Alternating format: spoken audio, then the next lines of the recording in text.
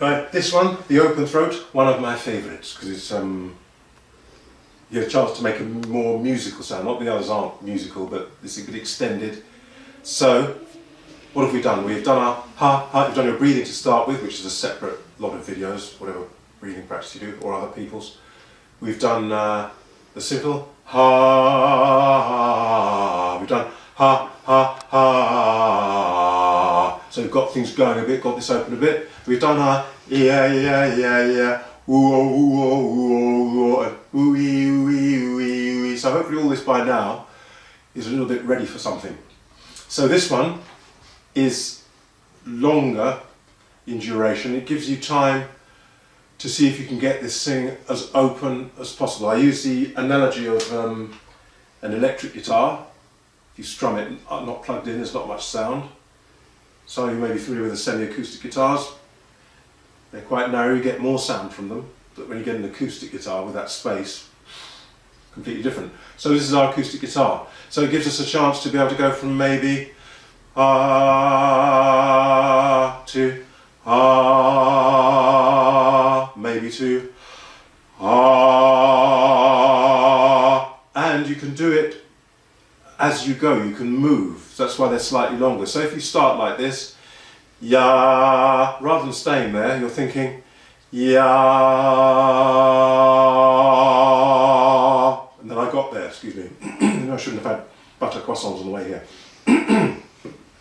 So allow it to move. Here's something which I find elusive if you're not careful, is that if you give more space, you've got a bigger instrument, and it seems to me, this is how it feels, I haven't studied the physiology of it, feels to me you need more air for the bigger instrument. So your balance is airflow, pitch, and size of instrument, three things. If I make the instrument bigger, without more air, the pitch drops. So I get this, ya.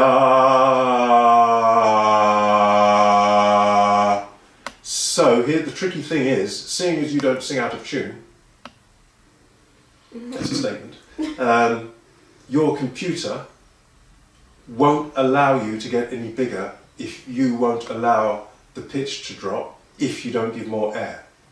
So it's a clumsy way of putting it, but basically I'm saying I'll be asking you for more space. If you're not prepared to give more air, it won't happen because your computer won't let you go out of tune. And in that three-pronged balance, if you like, you move one thing and something else has to move to maintain that one. You can't move one thing and the other two not move, and it just won't happen.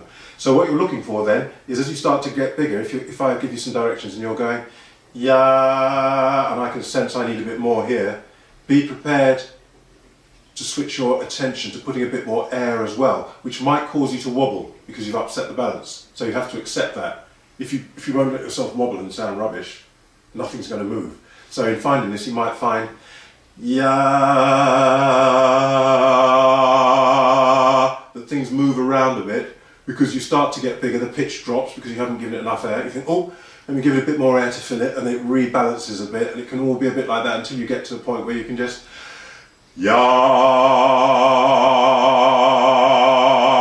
I just know where it is. I know what it feels like, and unless I've had too many croissants or I've got a cold, the balance is much the same every day.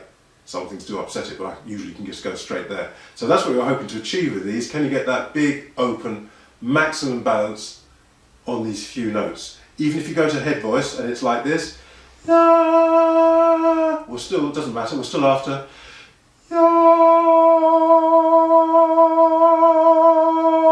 That's as big as and balanced as I can get it. I'm not forcing it, you notice, but it got a bit bigger and it didn't sound great. But that's just what my falsetto's like. But I know there's nothing hindering it because by now I've got used to it. Thank you for standing there so patiently. It's your turn now. So here we go. I like this. I might dance around a bit. So maybe, is that a good place for Hannah to be? That's fine. Here we go then. You know this one. Yeah, remember what we're doing?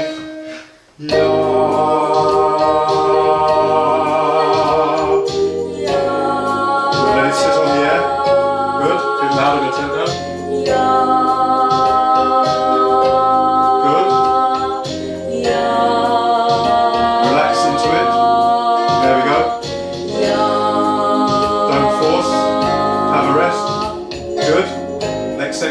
Hear it, Stay relaxed. set it up, go Breathe straight to properly. it. Bit more palate. Yeah, a bit more space that way. Good. And then just maintain it with the air.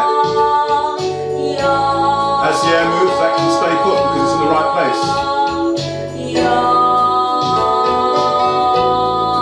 Good.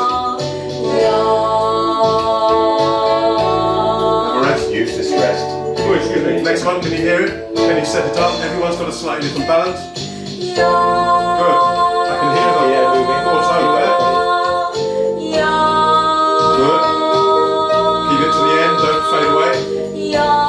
Absolutely stable.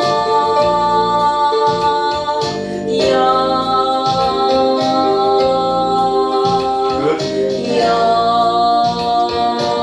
Good, we'll stop there. Good, I can hear maybe a little bit of movement in there, so I think what that is, obviously this is relatively new in the grand scheme of people practicing stuff that goes on for years. So it's, if you're trying to do something, I've asked you to do something, you're not quite sure where it is, neither are the muscles, or they're not quite used to it. So naturally you might get a bit of ya as you try to make it a bit bigger. It happens perhaps, and then perhaps the balance isn't quite right, so the muscles grab back to what they're used to, etc., etc. So slight movement in there will gradually settle down as you become certain where it is, and the muscles are used to it. The muscles are used to it so they can hold it, and you know in your inner vision what it feels like, where it is. I don't know if that makes sense to you, what I'm talking about, where it is. I mean, in terms of ya,